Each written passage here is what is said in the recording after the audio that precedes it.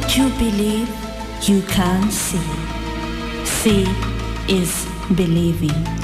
We believe in a known or an unknown cause. Welcome to the world where everything is beyond explanation.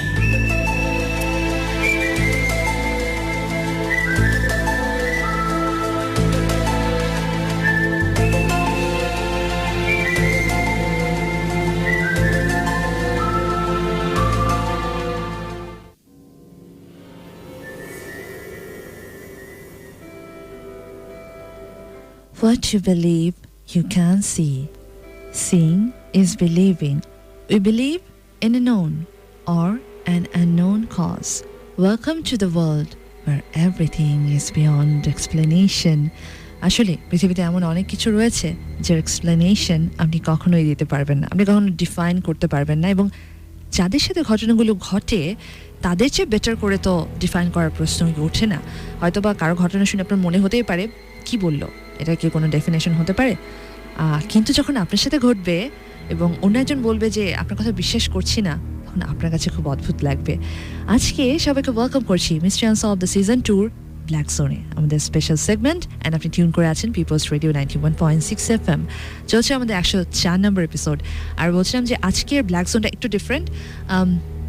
আজকে যে টপিক্সটা নিয়ে আমি কথা বলতে যাচ্ছি, এটাকে বলতে পারেন সাইকোটিক কিলার বা স্পিরিটস, যারা এগুলো বিশ্বাস করেন তাদের জন্য মাইট বি অ্যান্সার। পৃথিবীতে হরর মুভির দর্শকের সংখ্যাটা কিন্তু অনেক অনেক বেশি। সো আজকে আমি এমন কিছু হরর মুভি নিয়ে কথা বলবো যেগুলো হচ্ছে ট্রু ইভেন্টের উপরে, সত্য কাহিনীর উপরে অবলম্বন করে তৈরি করা হয়েছে। অ্যান্ড প্রত্যেকটা ঘটনার পেছনে, প্রত্যেকটা মুভির পেছনে যে গল্পটা, these are the true events. So welcome করছি সবাইকে ব্ল্যাক জোনে। আর প্রথমে যে মুভিটা নিয়ে আমি আজকে কথা বলবো, এই মুভিটার নাম হচ্ছে অ্যামিটিভিলি হরর, পৃথিবীর সবচেয়ে ভয়ঙ্কর হরর মুভির একটা। অ্যান্ড এটার কাহিনীটা গড়ে ওঠে একটা সত্য ঘটনার উপর নির্ভর করে। জর্জ এবং ক্যাথি নামক দুজন দম্পতি, তাদের জীবনে ঘটে যাওয়া সত্য ঘটনা। 1975 সালে তার একটি বাড়ি, যেটাকে বলে যে ভাড়া নেন সেখানে থাকার জন্য, new married couple. And although in a certain sequence, জায়গাটা ছিল নিউ ইয়র্কের লং আইল্যান্ড। অ্যান্ড ডিসেম্বর 1975-এ এই বাড়িতে বাবা, মা, বোন এবং 4 ভাই থাকতেন। অ্যান্ড বাড়িতে যে ঘটনাটা ঘটে, তাদের একটি ছেলে থাকে, অ্যান্ড তার নাম থাকে রনি ডিফো।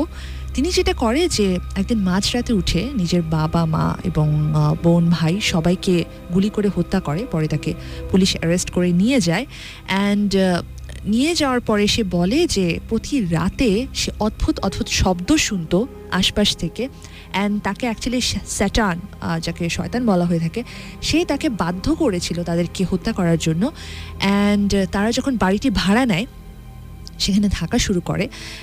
রাতের বেলা অদ্ভুত অদ্ভুত সব জিনিস তারা দেখতে পারে, একটা মানুষকে দেখতে পারে, কিছু চিৎকার শুনতে পায়, কিছু মানুষের কষ্টের বা দুঃখের আওয়াজ শুনতে পায়। And some pig like demonic creature তারা মাইট বি দেখতে পায়।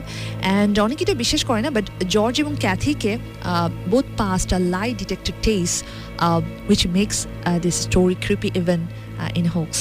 ইয়েস, অ্যান্ড তাদের লাই ডিটেক্টর দিয়ে অ্যাকচুয়ালি টেস্ট করা হয়। পরে দেখা যায় যে তারা যে ঘটনাটা বলছে is actually truth. Alright, so দ্বিতীয় যে মুভিটা নিয়ে আমি আজকে কথা বলবো, হরর মুভি, এই মুভিটার নাম হচ্ছে দ্য হন্টিং ইন কন্টিকাট। খুব বিখ্যাত একটা মুভি। এখানে যেটা দেখা যায় যে ফিলিপ স্কেন্ডিয়ার নামে এক ভদ্রলোক থাকে, তার ক্যান্সার ধরা পড়ে। ক্যান্সার ধরা পড়ার পরে যেটা করা হয় যে তার পরিবার তাকে একটা বাসার মধ্যে নিয়ে যায়। অ্যান্ড যেটা অ্যাকচুয়ালি মৃতদেহ সৎকার করা হতো, এরকম একটা বাড়ি। অ্যান্ড সেখানে নিয়ে যাওয়ার পর যেটা হলো যে ওই বাড়িতে তখন থাকছিলেন, তার উপর কেমোথেরাপি দেওয়া হচ্ছিল। সেই সময়টায় রাতের বেলা তিনি অদ্ভুত অদ্ভুত ব্যাপার দেখতেন। সো ডক্টররা যেটা বলেন যে মাইট বি উনি নিয়ার ডেথ একটা মানুষ। সো অন্য পৃথিবী থেকে তাকে হয়তো সংকেত দেওয়া হয়, এই কারণে তার অদ্ভুত অদ্ভুত ডাইলেমা হচ্ছে। কিন্তু পরবর্তীতে জানা যায় এই জায়গাটাতে শয়তানের উপাসনা করা হতো এবং ক্যানাবালিজম বা মানুষকে হত্যা করা হতো। So that's a truth. এবং যেটা হয় যে সেখানে হচ্ছে যাজকরা চলে আসে, যারা ধর্মযাজক রয়েছে, ফাদার রয়েছে, তারা চলে আসে এবং তারা এটার অস্তিত্ব খুঁজে পায়। নেক্সট যে মুভিটার কথা বলছি, হরর মুভি, সেটার নাম হচ্ছে ধমির।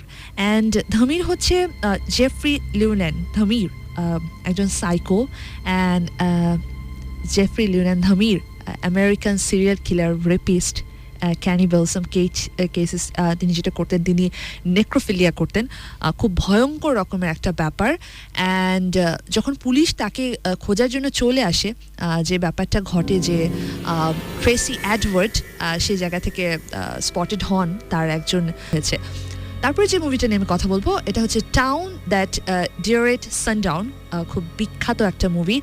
অ্যান্ড এখানে যে ঘটনাটা বলা হয়েছে, এটা হচ্ছে ফেব্রুয়ারি 1946 থেকে 1946 3rd মে, অর্থাৎ পুরো 3 মাসের একটা ঘটনা।